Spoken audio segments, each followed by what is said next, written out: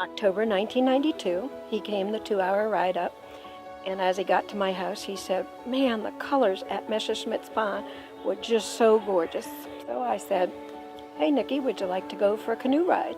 And less than 5 minutes after the man got here, he was willing to help me load the canoe on the car and make the trek 7 miles back down to a place that he had just passed. After sitting for 2 hours, just because his daughter Madeline said, "Would you like to go for a canoe ride?" He was willing to stop everything. He probably did a pit stop. Didn't have coffee, didn't have a snack. Just helped me with the canoe and put it on. And we had a great, great afternoon, and he got to enjoy the fresh air and the sunshine of the Connecticut area.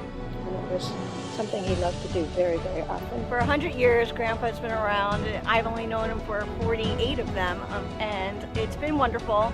And the best thing is, as everyone remembers, is that every year, every summer, Grandpa Nick and Nana would put the pool up. So obviously, us kids, starting in like February, would start asking, "Hey, Grandpa Nick, how many more days till the pool comes up?"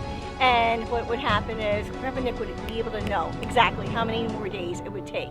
Usually put it up around July 4th, and he would know how many days it would take for the pool to go up by the day. And then finally we'd start filling up the pool when it was time, and we'd ask if we could go in, and we'd ask how high was the water, how high was the water, and Grandpa Nick told us it was only up to his kiki, which we were a little bit frightened by that, but I understand that that means belly button. Growing up, my father would take us to Holy Hour on the first Friday of every month. And one of the songs was, "Holy God, we praise thy name." And it was just a song that I so associate with my father. And after Holy Hour, we would go to Parisi's for banana splits. And so we got religion and we got treats all at the same time. Many years ago, I went down to visit my mom and dad, and they weren't home. And I thought, ooh, maybe they're up at church.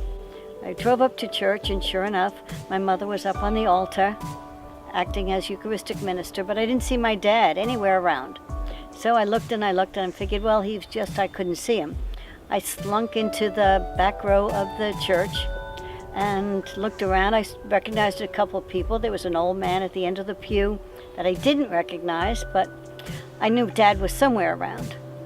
Mass was over, and we stood up and we sang, "Holy God, we praise thy name," and I hear a voice that I know is my father. And I look, the old man at the end of the pew was my father. What had happened, Dad had been up here helping Jack, and Jack showers and shaves at night so that he's ready to go first thing in the morning. And my father was always late because he had to get himself dressed and shave. And Jack said, "Well, if you didn't shave, you'd be here out helping me early." So my father stopped shaving and grew a beard.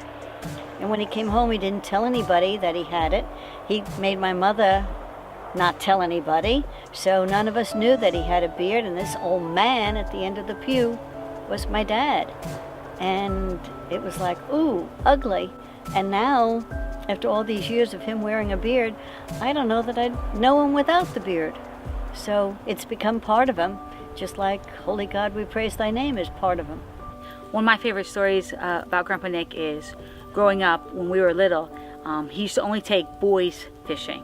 And being one of the granddaughters, we were always put to the side. And then one year he decided that since there were only like 2 boys that were around, Christopher and Tim, that he would let the girls go also. The only thing is you had to bait your own hook and take the fish off your hook once it was done. And there was a contest, the first fish caught and the largest fish caught. And the best part was not so much catching a fish, because I didn't really care for that, but we would just go there and I would fish without anything on my hook.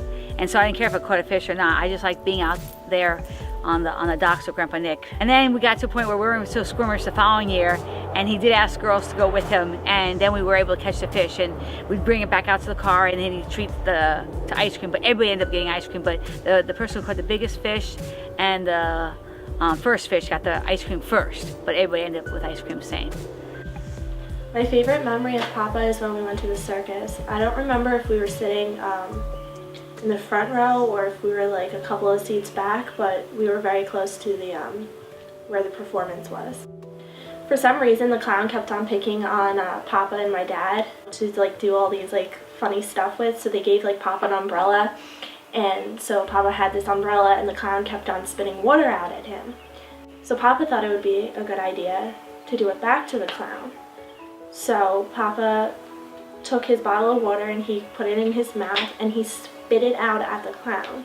Everyone in the crowd just started laughing. The clown was so confused, like, why did he just spray water at me? And I remember someone in the audience was like, was that part of the show? Because it was just really funny, and like that's one of my favorite memories of Papa. One story I remember in particular about Papa has to do with robbing a bank. Now, a little bit of background on the story. So, Papa always joked with me that he was going to make some extra money robbing a bank, and I never really believed him. But one day, I'm in the library with my friends at school. We're in there for English class, probably. I don't actually remember, but it was one of the classes. And an alarm goes off in our school, and it's the standard lockdown drill. So we have no clue what's going on. They make us stay in the library, they lock all the doors, and we're just trying to figure out what's going on. And finally someone comes over and tells us that the Chase Bank in town was robbed. And while this is a super serious situation, someone could have got seriously hurt, the first thing that goes through my mind is, did my grandfather just rob the town bank? I seriously thought that I'd have to get him out of jail or something. It was insane. That's one of the fondest memories I have. Papa, he's always great to joke around with. He's just a great guy, and he always knows how to make you laugh.